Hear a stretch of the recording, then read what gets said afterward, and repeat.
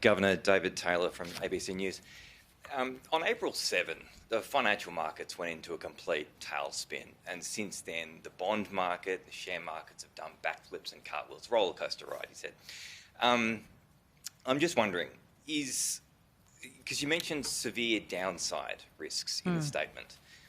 When you say severe downside risks, is there the potential, I'm not saying high potential necessarily, but is there potential for an Australian recession? I've asked you that question before, but I'm asking it again. Over the next 2 years, and is the Reserve Bank on the lookout for another, and I'm at risk of hyperbole just like anyone else, but, cataclysmic event on global financial markets? Are you sort of on the lookout for that? Well, yes, David, we are on the alert for that, and we're paid to worry about that sort of thing, and we have been watching that very closely, as have other central banks all around the world. You rightly point out that the financial markets have recovered. I would say that we are still not sure that the financial markets will remain nice and steady. The key point about the situation we're in is it's not just uncertain, it's actually unpredictable.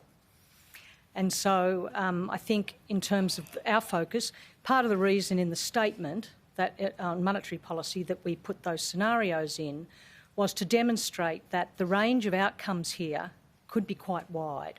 I'm not putting a strong possibility on a really, really bad outcome, but I think we have to be alert that there might be. And you're not getting away without a response to the recession. Is there the potential, an increased risk of a recession in Australia over the next 2 years? If you look at our scenario analysis, it does suggest that in a really bad outcome, there could possibly be a recession, yes.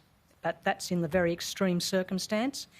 And again, it was to try and give ourselves some sort of spectrum of outcomes that we might be looking at. At the moment, we're not looking at that, but we need to be alert. Thanks, Governor.